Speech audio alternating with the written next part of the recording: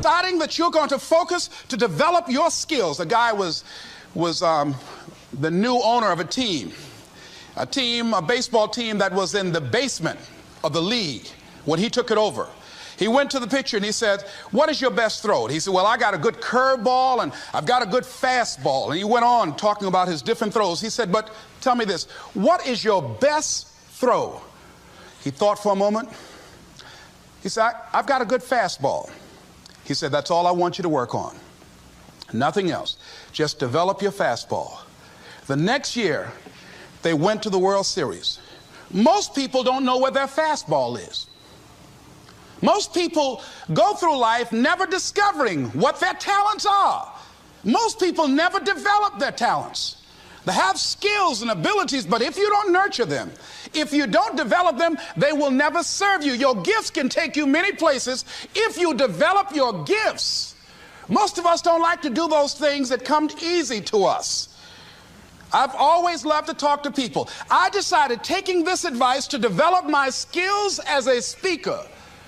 And my gift has developed and it's taken me many places.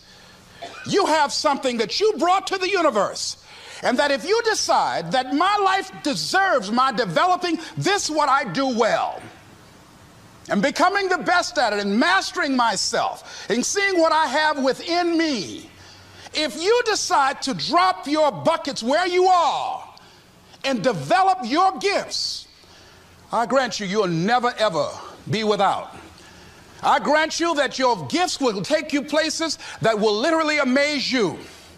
I grant you that if you begin to work to develop your gifts, you'll develop a strong sense of happiness. You'll get a larger vision of yourself, because part of beginning to get a larger vision of yourself, all of us need some area of our lives where we can have a feeling of competence. That people know when they think about this area, that's something you do. That you eat and sleep that. And that you do that. You do that. And people know it.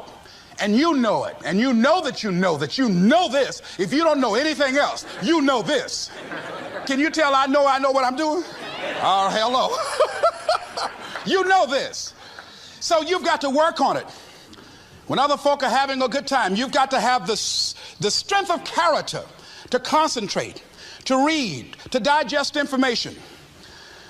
If you decide in any particular area that you're concerned about, to make a conscious, deliberate, determined effort to read one book a month in that area, in 5 years, you'll be among the top 5% experts in the world.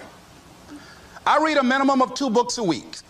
The average American reads only 1 book a year. If you decide that area that you love, that you are going to master that particular area, in this era of accelerated change, overwhelming complexity, and tremendous competition, as you begin to develop and expand your skills and your talents and your vision of yourself, you will always be in control of your destiny. The next thing is, whatever it is that you want to do, you want to do it massively. I have a friend who was telling me that his sales were down. I said, "Well, how many phone calls you make a day?" He said, 25. I said, "Double them. Make 50 or 75 or 100. He said, "Oh man, that's just too much." I said, "What do you mean too much? You behind on your bills? You're talking about too much? You know one way to get back on your feet real quick is to miss 2 car payments? You talking about you're tired? There's no competition out here. Decide that you're going to push yourself. Most people won't do that. Most people give up on themselves easily. You know the human spirit is powerful. There's nothing as powerful. It's hard to kill the human spirit. They asked Benjamin Disraeli, a man who became the head of a country at a time when Jews were not allowed out after 10 o'clock. They said, "How did you do it? How do you achieve it against such great odds?" He said, "Nothing can resist the will of a people that will stake even their existence on the extent of their purpose for good.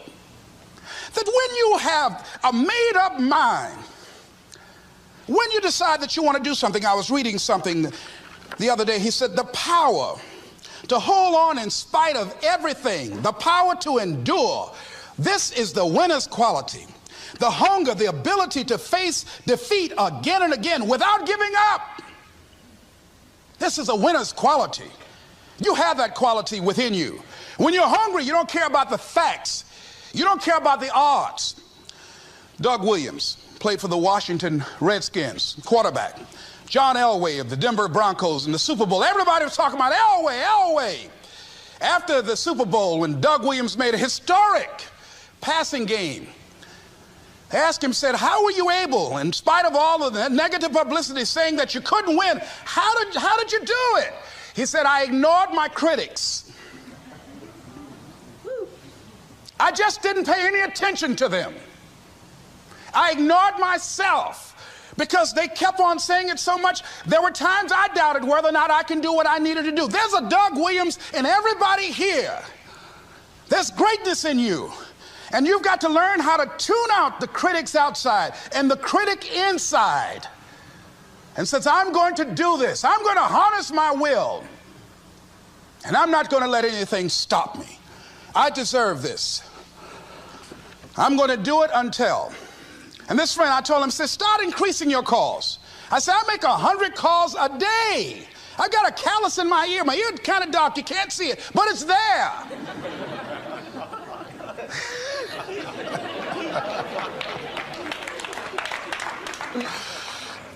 His sales have increased. He's working harder now. The other thing is that if you want something, you have got to be relentless. You've got to learn how to become resourceful. You've got to learn how to become creative. When crises strike in your life, and in the Chinese language, crises mean danger, but it also means opportunity. And this is an opportunity for you to grow. And you've got to be so relentless, regardless of what comes down the pike, that you're always looking for a way to get over, always looking for a way that you can break through, always looking for a way that you can win, always looking for a way that you can strike a telling blow. And pretty soon, I think there's some people watching us in the universe that say, wait, let's call a meeting over here. You know that guy Mustafa? Look at him down there. He won't stop. Just that fool don't know he can't get over. Look here. Why don't we do this? Let him go and let's mess with somebody else. Just let him go on through.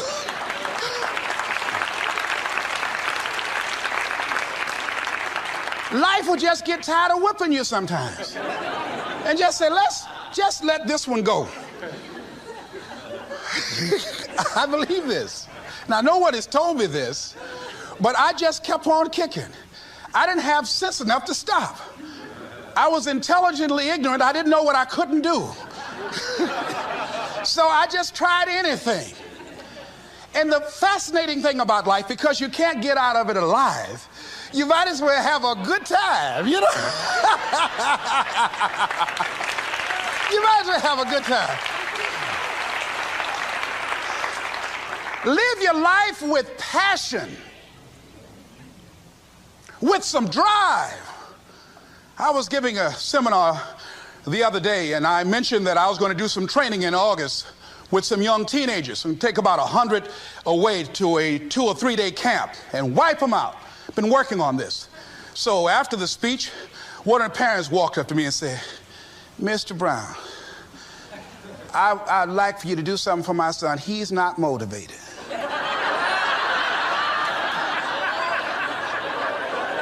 I said, I wonder why.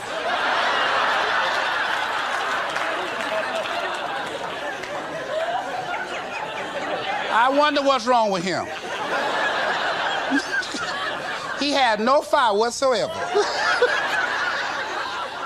See, what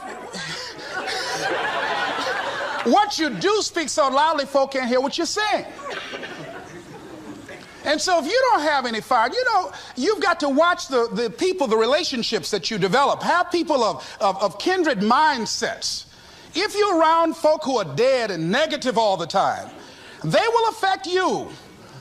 You want people that are around you that have smiles on their faces, looking good, I was telling a group last week, Abraham Lincoln refused to hire a guy because of his face. They said, but the guy can't help it. He said, anybody over 30 is responsible for their face. If you have some depressing face looking at you every day, it affects your blood pressure. Keep these dead faces away from you. It's contagious. This is serious. So you've got to watch your countenance, watch your face, have an uplifted expression, watch your body posture. All of these things affect you psychically. You got to be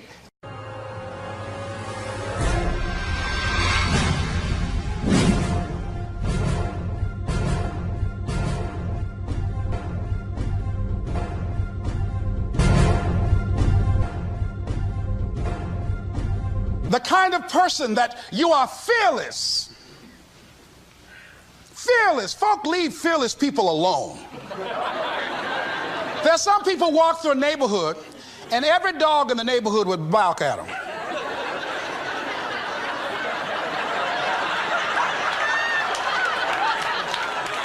But there's some people come through and ain't nobody gonna mess with this.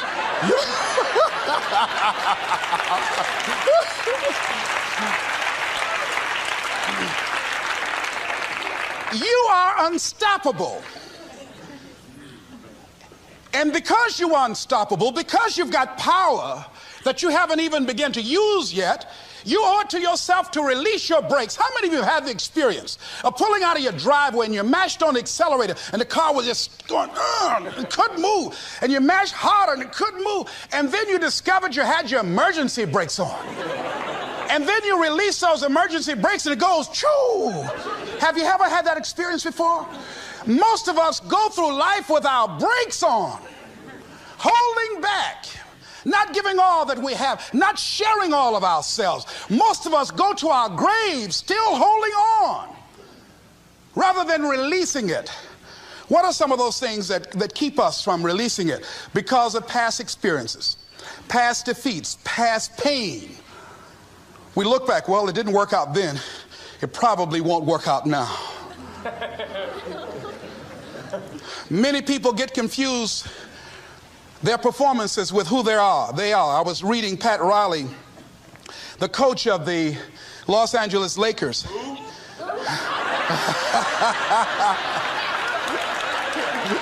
But you're going to like this quote here. After the Trailblazers had blown them out of the water, and I'm sure he said this last night, they asked him, how do you feel? He said, tonight we were exposed for what we are right now. You see? That if my speech tonight doesn't work, it doesn't mean that I'm a bad speaker. It means that what I did didn't work tonight. And I've got to separate what I do from who I am. And I've got another shot. See, the last chapter to your life has not been written yet, and it doesn't matter about what happened yesterday. It doesn't matter about the things that you've done that you feel guilty about. If you wouldn't do it today, you're convicting an innocent person. You've been reborn to a new state of consciousness. And as they say, if we knew better, we would do better.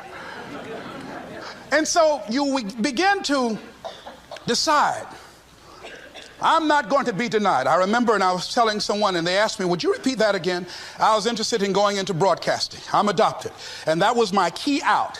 I wanted to make my mama proud of me. I was very much appreciative of what she's done for my brother and sister and I. And that was my way out. And I went over to a radio station, asked a guy and told him that I was interested in broadcasting. He looked at me in my straw hat and my overalls. He said, you have any broadcasting background? I said, no, sir, I don't. What do you do? I cut grass. Young ladies asked me what kind of work I do, and I was working on a garbage truck. I say, well, I'm a sanitary technician. He said, we don't have any job for you. I decided that was something I was going to do. I decided I'm unstoppable. I'm going to go up in here and I'm going to do this. I started going to the radio station every day, developing a relationship with the people that were doing what I wanted to do. And that's what I encourage you to do. Whatever area you want to go in, find people that are doing it the way you want to do it and develop a relationship with them. When I decided to go in this area, I wrote letters to Dr. Norman Vincent Peale, to Zig Ziglar, to Dennis Waitley, all of the giants in this area. And I said, this is something I want to do. I've been following your career. Would you help me? Dr. Norman Vincent Peale answered my letter, did an article on me, wrote about me in the most recent book that he issued, and done many broadcasts about me. I'd wanted to develop a relationship and rapport with those people that were achieving those things that I wanted to achieve. By the same token, I would go to the radio station, and I developed a relationship with the guys. And they used me as an errand boy when they needed some food or someone to go pick up entertainers that came into town. Temptation singing My Girl, Jerry Butler singing For Your Precious Love, Sam Cooke singing Darling You Send Me. I would pick up the entertainers at the airport and drive them around in the disc jockeys, big Cadillacs. They didn't have any driver's license, but I was acting like I had some.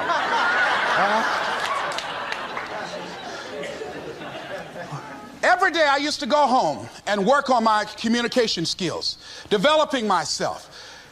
It was Whitney Young. He said, it's better to be prepared for an opportunity and not have one than to have an opportunity and not be prepared.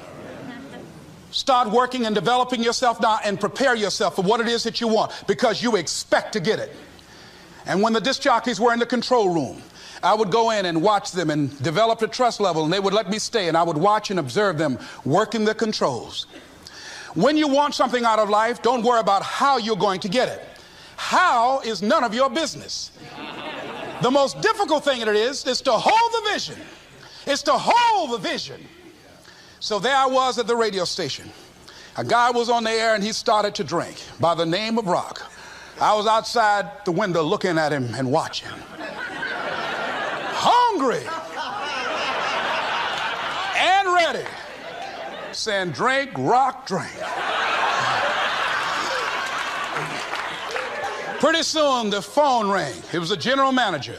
I said, hello? He said, Les, this is Mr. Klein. I said, I know. He said, Rock can't finish his program. He's slurring his words. I said, I know. Can you work the controls until one of the other disc jockeys come in? Would you call them? I said, yes, sir. I hung the phone up. I said, now he must be thinking I'm crazy. I called my mama and my girlfriend Cassandra. I said, y'all come out on the front porch and turn up the radio. I'm about to come on the air.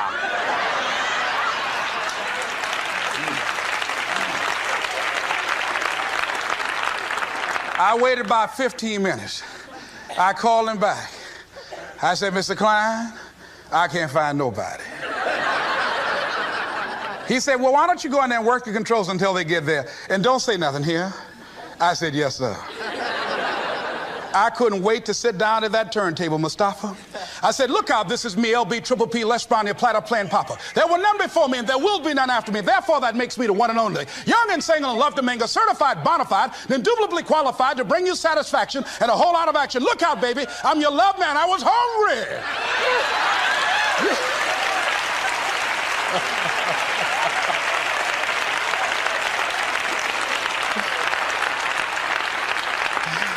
Shake somebody's hand on your right and left and say, you've got to be hungry.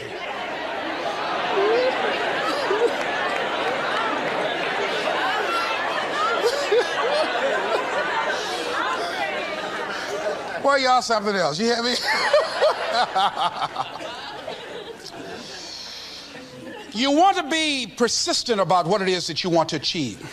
Alexander Graham Bell said, what this power is, I cannot say. All I know is that it exists, and it becomes available only when a man or a woman is in that state of mind in which he or she knows exactly what he or she wants and is fully determined not to quit until they find it. When our children are learning how to walk, how many times will your baby attempt to walk and fall and you just say, just sit down, don't try anymore, you've fallen 20 times. Just sit down somewhere, busting your lip and everything, getting in folks' way. When will a baby walk? It will walk when it walks. That's when it will walk.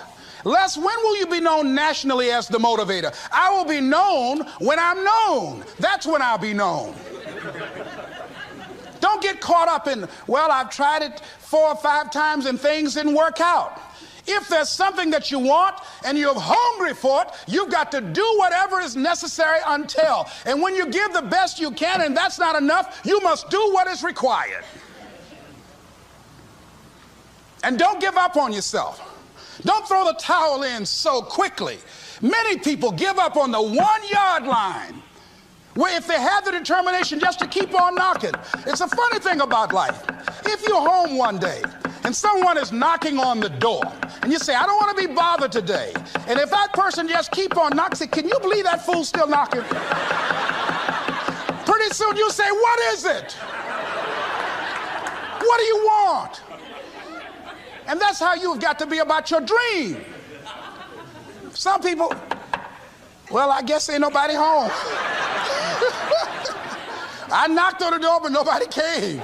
I heard the television on and people were moving around, but I guess opportunity probably went out the back door. Oh, no. See, life is not just that simple. It's not that cut and dry. And that's why most people never realize their personal greatness, because they're casual about life. And when you are casual about life, you will end up a casualty. Life is serious business. So I encourage you to be persistent, to not decide that, well, I've done the best I can. I guess I just can't have it. Don't make that decision. Many of us make premature decisions about ourselves.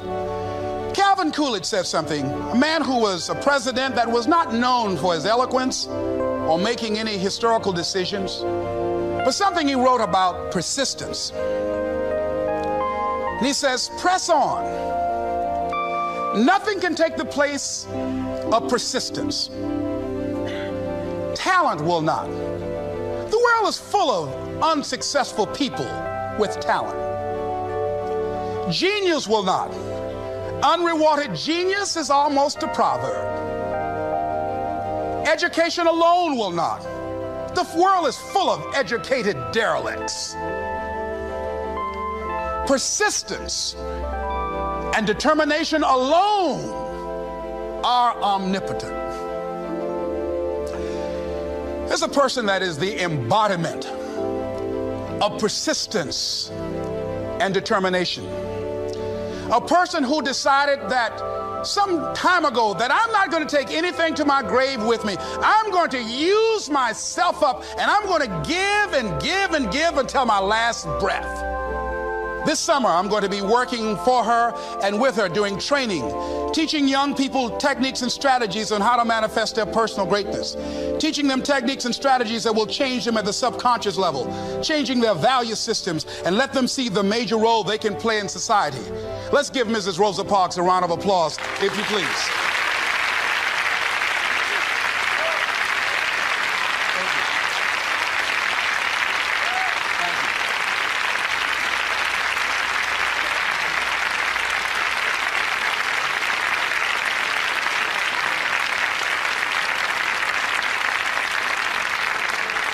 Here we are in the presence of greatness. Mrs. Parks, people over here couldn't see you. Would you come up? Could you? She's such a beautiful person.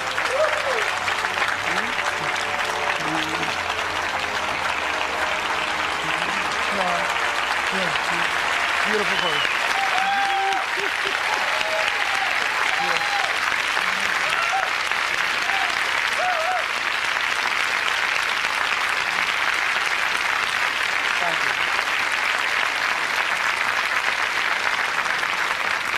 I encourage you to see Mrs. Parks and Mrs. Elaine Steele about the Rosa and Raymond Parks Institute for Self-Development. If you're interested in your children participating in that, they have some information over here to share with you. It is just fascinating and just a blessing to have this woman when a lot of folk who are giving up. And here this year she celebrated her 75th birthday and still has a dream of being an instrument of change. And there is a Rosa Parks in all of us who made a decision at one point in time, standing on the platform of oughtness, as Immanuel Kant talks about in a book called Critique of Pure Reasoning, that there's certain things we know we ought to do. We just know it. We owe it to ourselves and those around us. I don't know what your dreams are. I don't know what your goals are. But let me leave this with you. Mine is to be the best son that I can to my mother. Mine is to be the best father that I can to my children, and to be the best servant that I can to humanity, and the best man that I can to the woman that I've decided to share my life with. Whatever your goals are, I know that you can achieve them. Here's something that I'd like to leave with you. It says simply that if you want a thing bad enough to go out and fight for it, to work day and night for it, to give up your time, your peace, and your sleep for it, if all that you dream and scheme is about it, and life seems useless and worthless without it, and if you gladly sweat for it and fret for it and plan for it, and lose all your terror of the opposition for it, and if you simply go after that things that you want with all of your capacity, strength and sagacity, faith, hope, and confidence, and stern pertinacity, if neither cold poverty, famish, or gout, sickness, or pain of body and brain can keep you away from the thing that you want, if dogged and grim you besiege and beset it, with the help of God you'll get it. This is Mrs. Mamie Brown's baby boy, Leslie Calvin Brown, saying it's been a plumb pleasing pleasure as well as a privilege. Thank y'all.